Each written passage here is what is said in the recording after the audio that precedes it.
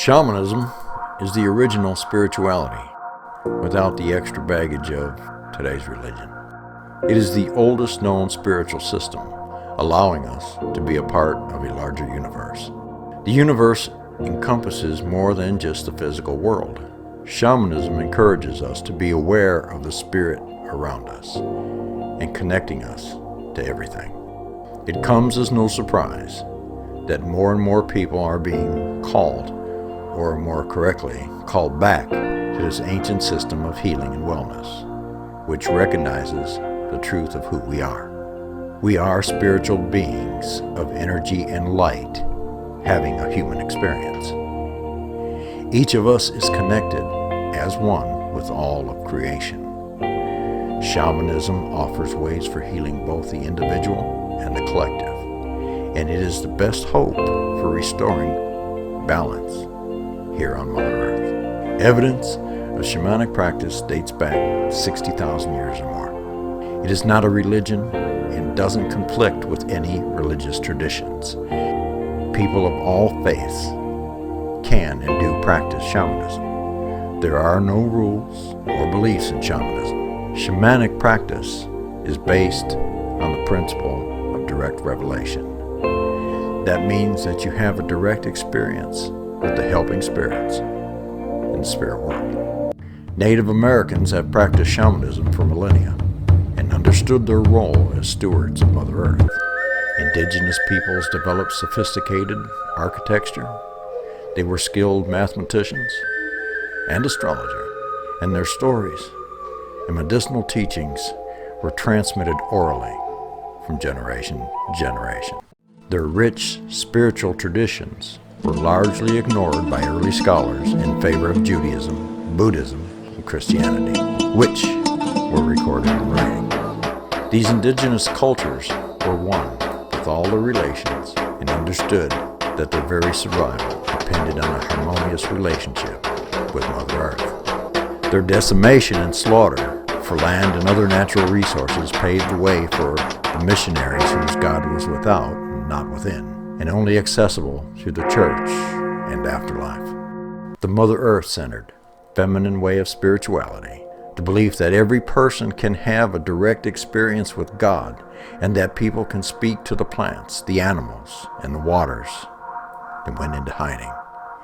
It wasn't until anthropologists began studying these ancient peoples and gaining a deep appreciation and respect for their beliefs and traditions that this ancient spirituality was revived or even accepted. Modern-day shamanism refers to the adaptation and the application of ancient healing techniques to address the many challenges of contemporary life. As spiritual beings experiencing this human life, no one escapes emotional wounding or trauma. Yet each of us can shift our perspective and view these challenges as opportunities to heal, grow, and evolve our souls. A practitioner is often called to clear and rebalance the energetic body, to remove bad energies or even unwanted entities and attachments. Otherworldly entities exist. Yes, otherworldly entities exist, and that can attach themselves to a person's energetic body, especially when that person is in a weakened state due to trauma, addiction, or other factors. Many shamanic practitioners become skilled at the ability to guide spirits to where they need to go in the afterlife. Shamans understand that there is much more to reality than meets the eye, that there exists a world beyond the physical, which is as real or more so than the world of form and matter. Among ancient shamanistic cultures, trance-like states allow the practitioner to temporarily leave the physical world and journey to a non-ordinary reality to retrieve information for healing and divination. Journeying is the foundation of shamanic practice.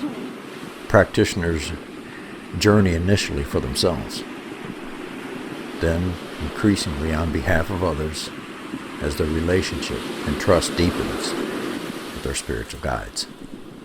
People who seek shamanic healing do so for help with common everyday issues, both painful and joyful.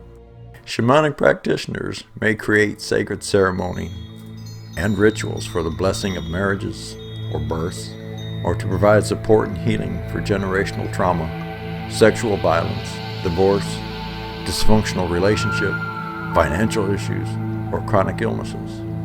Sounds like a minister to me. Shamans comfort the sick and dying, and are often called to assist when a person is preparing to transition from the physical plane to the realm of spirit. Sounds like hospice. In a process called recapulation, the shaman helps the dying person make peace with his or herself and loved ones, allowing him to die consciously and peacefully, unburdened by unfinished business. And at its core, shamanism is really a way of life, a spiritual path that helps the sincere practitioner reconnect to their own inner wisdom, recognizing the divine in all things and living life with greater compassion, joy, love, and peace. These sacred wisdom teachings offer a well-traveled path forward in these challenging times, helping us to live from the heart with acceptance, non-judgment, non-suffering, and beauty. Peace be with you.